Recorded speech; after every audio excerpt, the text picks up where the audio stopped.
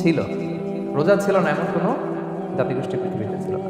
Even পৃথিবীতে এমন অনেক জাতিগোষ্ঠী ছিল, উম্মত ছিল, যাদের সকাল থেকে সন্ধ্যা পর্যন্ত চুপ থাকার রোজা ছিল, মৌনতার রোজা, কিপ সাইলেন্স। মানে আমরা যেমনি সকাল থেকে সন্ধ্যা পর্যন্ত খেতে পারি না, পান করতে পারি না, তাদের ধর্মে ছিল যে তারা সকাল থেকে সন্ধ্যা পর্যন্ত খেতে পারবে, পান করতে পারবে, কিন্তু কথা বলতে পারবে, কথা বললে রোজা ভেঙে যাবে। সুবহানাল্লাহ।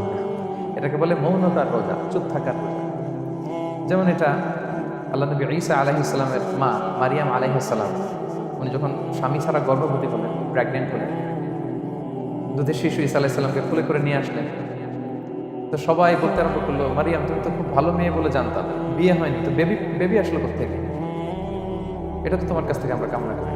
তো আল্লাহ তাআলা শিখাই দিয়েছিলেন যে মারিয়াম, তোমাকে যখন কোশ্চেন করবে তুমি ঈসার দিকে ইঙ্গিত করবে, ইশারায় কথা বলবে, ইশারা করবে, কিন্তু মুখে উচ্চারণ করে কোনো কথা বলবে না, কারণ তুমি আজকে সারাদিন রোজা রাখবে। তো মারিয়াম আলাইহিস সালাম তাই করলেন, ঈসা আলাইহিস সালামকে নিয়ে আসলেন। সবাই যখন জিজ্ঞেস করতেছে উনি কথা বলো না, সবাই বলে কথা বলো না কেন?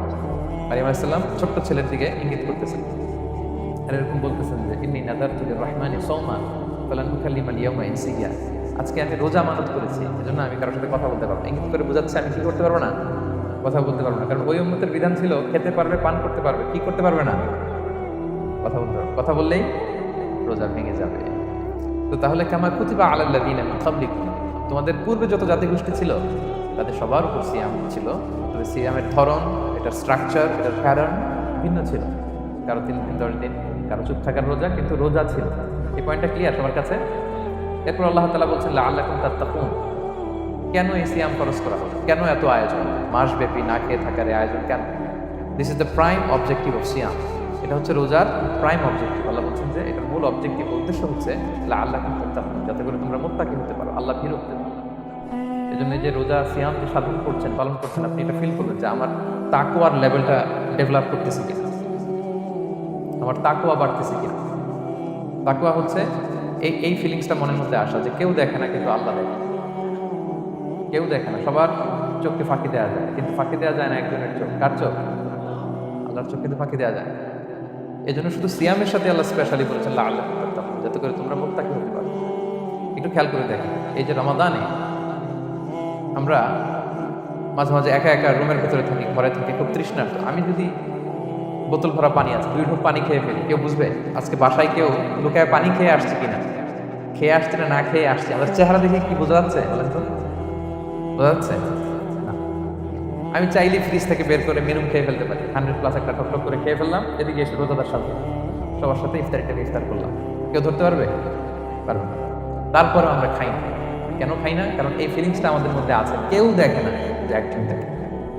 তিনি কে? লাআল্লাকুম তাত্তাকুন, রোজা তোমাদেরকে মুত্তাকি বানাবে। কেউ নাই, তারপর আল্লাহর ভয়ে আমরা খাই না। উমরে ফারুক রাদিয়াল্লাহু তাআলা আনহু রাতের অন্ধকারে লুকিয়ে লুকিয়ে মদিনার জনগণের খোঁজ খবর নিতেন। তো মাঝরাত থেকে তিনি পেট্রোলিং করলেন, করে ফিরে আসতেছেন, হঠাৎ দেখলেন একটা প্রাচীর ঘেরা ঘর, ফজরের আগ মুহূর্তে ঘরের ভেতরে একজন বৃদ্ধা মহিলা আর একটা ইয়াং মেয়ে কনভারসেশন করতেছে। বাইরে থেকে আলতো আওয়াজে শুনতে পাচ্ছেন। কনভারসেশনটা এরকম ছিল, বৃদ্ধা মহিলা যুবতী মেয়েকে বলতেছে, মা তাড়াতাড়ি উটের দুধ দহন করে পানি মিশায় ফেলে, তাহলে মদিনার বাজারে অনেক দামে বিক্রি করা যাবে। ওমর ফারুক কাউকে দেখতে পাচ্ছিল না, শুধু শুনতে পাচ্ছেন কনভারসেশন। তো মেয়ে বলতে আরম্ভ করলো যে মা, আপনি কি জানেন না ওমরে ফারুক বিধান জারি করেছে, কেউ যদি দুধের সাথে পানি মেশায়, এটা যদি প্রমাণিত হয় তাহলে কঠিন শাস্তি দেওয়া হয়। তো মা বলতেছে, আরে পাগলি মেয়ে, বোকা মেয়ে, গভীর রাত, এখানে ওমরও নাই, ওমরের পাইক পেয়াদা সৈন্য সামন্ত কেউ তো নাই, এই তো সুযোগ আমাদের, দিস ইজ দ্য টাইম, দুধের সাথে পানি মেশাও।